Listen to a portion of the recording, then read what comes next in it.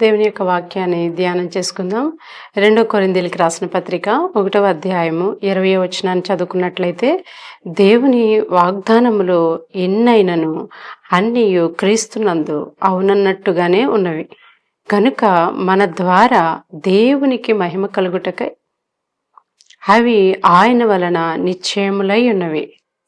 వాగ్దానం అంటే ఏంటి? దేవుని యొక్క ఆలోచన, దేవుని యొక్క ఉద్దేశాలు.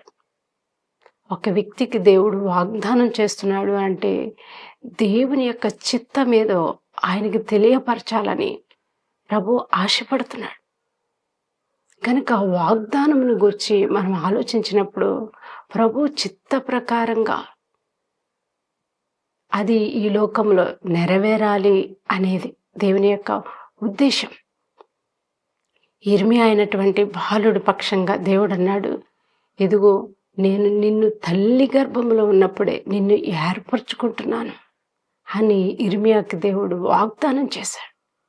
బాలుడు అయినప్పటికీ నేను నీ పట్ల కలిగి ఉన్నటువంటి చిత్తాన్ని నిన్ను రాజుల ఎదుట నిలవబెడతాను, నువ్వు వెళ్ళి వారికి నేను చెప్పిన ప్రతి విషయాన్ని తెలియపరచు అన్నాడు. అంటే ఒక వ్యక్తి పుట్టకముందే ప్రభు ఆ వ్యక్తి పట్ల కలిగినటువంటి దేవుని చిత్తాన్ని బయలుపరచడానికి వాగ్దానములను ప్రభు ఇస్తాడు. దానిని వాగ్దానము అంటాం. నిజమే, దేవుడు అబ్రహాముకి కుమారునిస్తానని వాగ్దానం చేశాడు.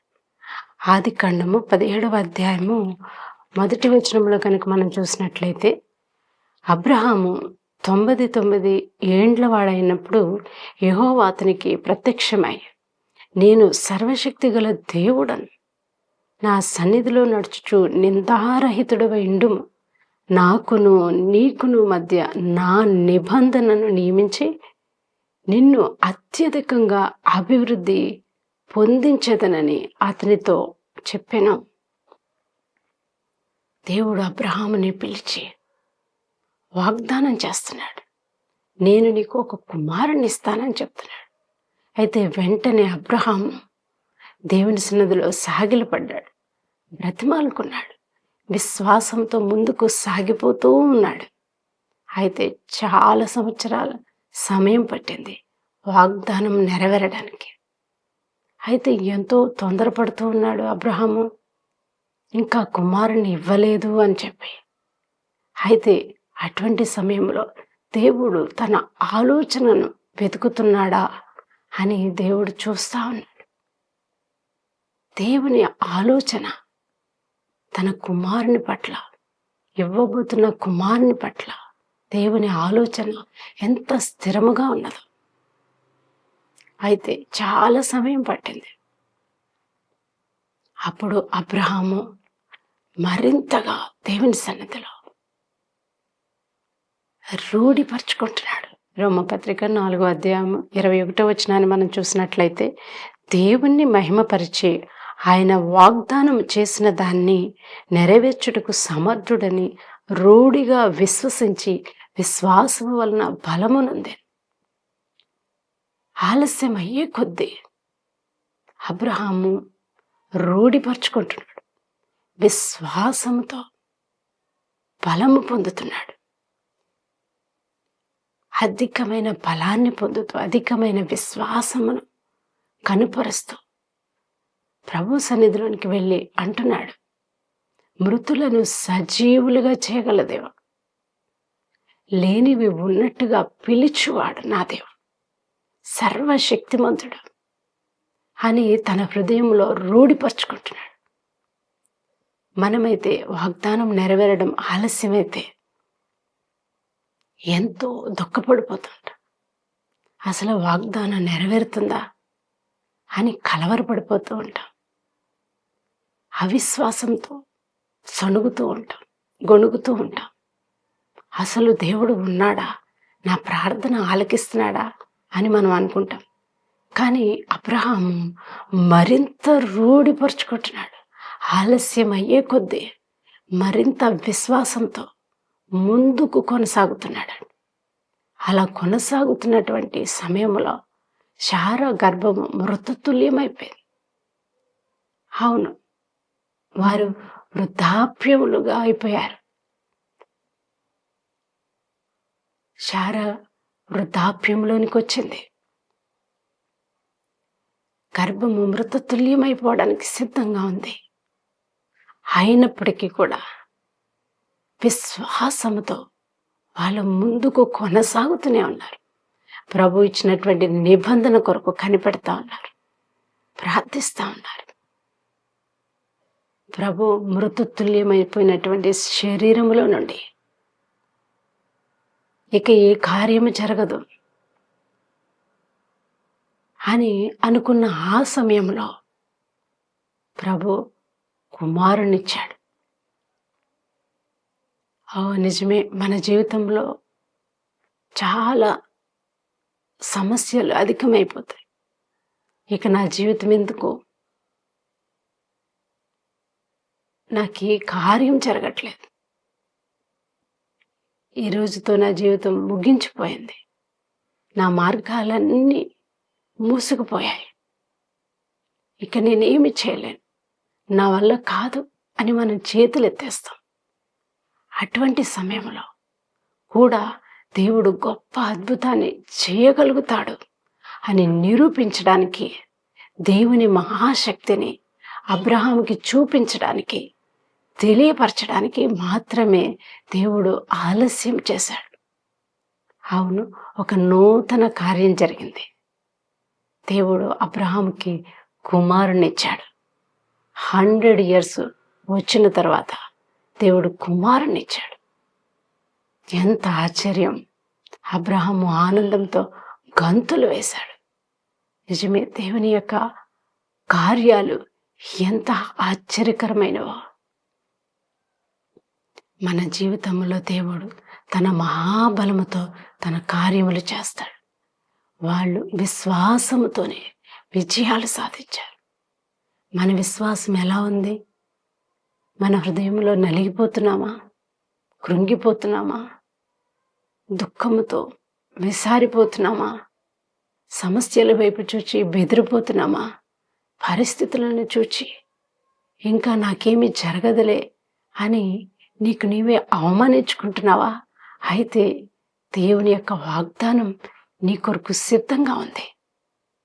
విశ్వాసము ద్వారా దేవుని ఎదురుండి వాగ్దానములు స్వతంత్రించుకోవచ్చు.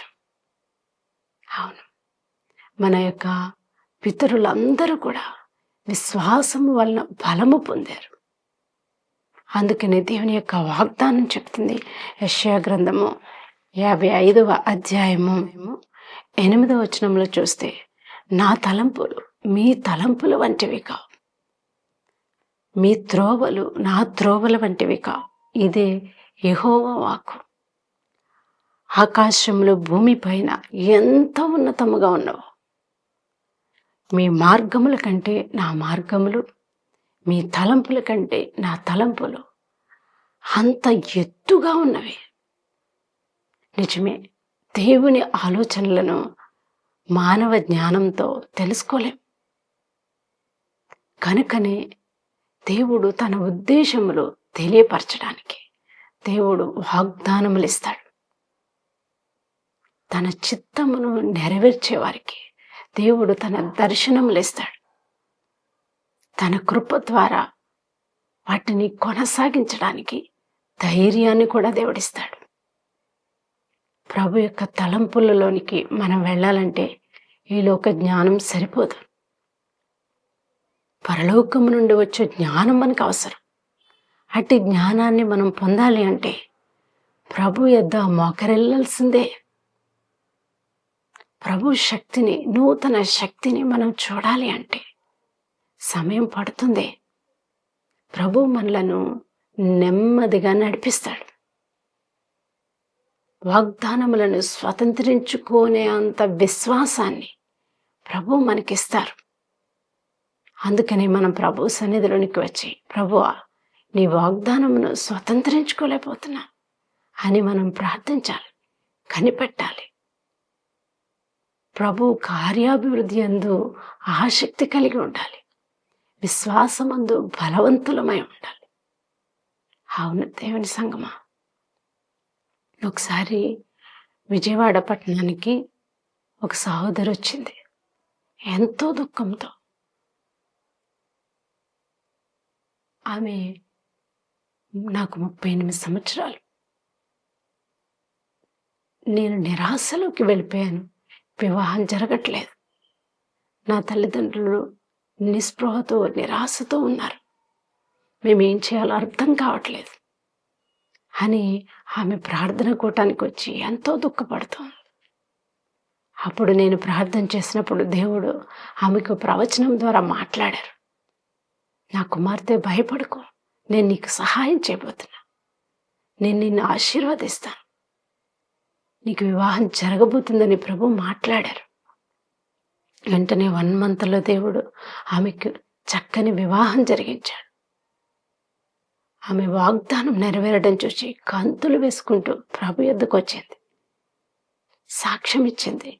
నిజమే, దేవుని మహిమ కొరకు దేవుడు తన వాగ్దానములను మనకిస్తాడు. మనం అట్టి వాగ్దానములను విశ్వసించి నమ్మి ప్రభు సన్నిధిలో ప్రార్థించినట్లయితే దేవునికి అసాధ్యమైనది ఏదీ లేదు. దేవుడు తన వాగ్దానములను నెరవేర్చడానికి ఎల్లప్పుడూ తన హస్తాలు మన వైపు చాచి ఉంచి ఉన్నాడు. మనం ప్రభు యొద్దకు వచ్చి ప్రభువుని అడిగినట్లయితే దేవుడు అట్టి వాగ్దానములను నెరవేరుస్తాడు. అబ్రహాము ప్రార్థించాడు, కనిపెట్టాడు. అయితే దేవుడు అబ్రహాముని 8 మంది కుమారులతో ఆశీర్వదించాడు. భూలోకములో ఉన్నటువంటి వంశములన్నీ అబ్రహాము ద్వారా ఆశీర్వదించబడ్డాయి. చూడండి, అబ్రహాము యొక్క విధేయత భూలోకం అంతటిని స్వతంత్రించుకునే విధంగా దేవుడు ఉన్నతమైనటువంటి ఆలోచన అబ్రహాము సంతానం పట్ల కలిగి ఉన్నాడు. నిజమే, మన విశ్వాసం ఎంత గొప్పగా దేవుడు ఆశీర్వదిస్తాడో చూసారా. కనుకనే మనం ప్రభు యొద్దకు వచ్చి ఆ వాగ్దానములను స్వతంత్రించుకోవాలి. వాగ్దానములన్నీ మన కొరకు ప్రభు సిద్ధపరిచారు. మనందరము కూడా అట్టి వాగ్దానములను పొందుకుందామా? ప్రభు సన్నిధిలో కనిపెడదామా? అట్టి కార్యములలో మనము కూడా దేవుని సన్నిధిని వెతికి ఆయన యొక్క చిత్తమును చేసేవారికి దేవుడు తన సంకల్పములను తెలియపరుస్తాడు. ఈరోజు నీవు అదే పరిస్థితిలో ప్రార్థిస్తున్నావా? చింతలో ఉన్నారా? దుఃఖంలో ఉన్నారా? ఎంత ప్రార్థించినా జరగట్లేదు అని విచారపడుతున్నారా? అయితే దేవుని యొక్క వాక్యం చెప్తుంది, ఆయన సన్నిధి మీకు సమీపంగా ఉంది. నిజమే, దేవుని సన్నిధిలో నమ్మకమైన వారిని దేవుడు తన యొక్క వాగ్దానములతో నింపుతాడు. అట్టి వాగ్దానములు మన జీవితంలో నెరవేరినట్లుగా మనం ప్రార్థన చేద్దాం. తల్ల వంచండి, ప్రార్థన చేసుకుందాం. మహాపరిశుద్ధుడైన తండ్రి, ఈ యొక్క సమయంలో వాగ్దానములను పొందుకున్నటకు ప్రభువా మీరు మమ్మల్ని పిలిచారు. ఈ లోకంలో నుండి, ఈ లోక జ్ఞానము నుండి ప్రభువా మేము విడిపించబడి పర సంబంధమైనటువంటి నీ పరిశుద్ధ జ్ఞానములోనికి మమ్మల్ని తీసుకుని వచ్చుటకు నిత్య నిబంధనను మా కొరకు సిద్ధపరిచారు ప్రభువా. అట్టి నిబంధనలోనికి మేము వచ్చినట్లు నీ పరిశుద్ధాత్మను మా మీద కృమ్మరించండి ప్రభు. వాక్యం వింటున్న ప్రతి ఒక్క బిడ్డ మీద నువ్వు కృమ్మరించండి ప్రభు. యవ్వనస్తులతో నువ్వు మాట్లాడండి ప్రభు. బలహీనులతో మాట్లాడండి తండ్రి. చీకటిలో ఉన్నటువంటి వారితో నువ్వు మాట్లాడండి ప్రభు. వ్యర్థమైన అనాలోచనతో నింపబడుతున్న వారితో మీరు మాట్లాడండి ప్రభు. ఇప్పుడే నీ శక్తితో నింపమని ప్రార్థన చేస్తున్నాను ప్రభు. వాగ్దానముల కొరకు ఎవరైతే ఆశతో ఎదురు చూస్తున్నారో ప్రభు, పొందుకుని ఉన్నారు తండ్రి, వాటన్నిటిని నెరవేర్పును చూచినట్లు వారిని మీరు స్థిరపరచమని ప్రార్థిస్తున్నా. నీ పరిశుద్ధాత్మ శక్తితో వారిని నింపమని ప్రార్థిస్తున్నా. గొప్ప విజయాలు పొందినట్లు ప్రభువా వారిని మీ శక్తి ద్వారా, మీ బలము ద్వారా విశ్వాసమందు స్థిరులుగా వారిని ధైర్యపరచమని ప్రార్థిస్తూ అద్భుతమైన సహాయాన్ని నీ బిడ్డలకు మీరు అనుగ్రహించండి. నూతన ఆనందంతో వారిని నింపండి. నిన్ను స్వతంత్రించుకునే వారిగా కృప చూపించి మీరే మహిమ ఘనత ప్రభావం పొందమని క్రీస్తు యేసు నామమున అడుగుచున్నాం తండ్రి. Amen, amen.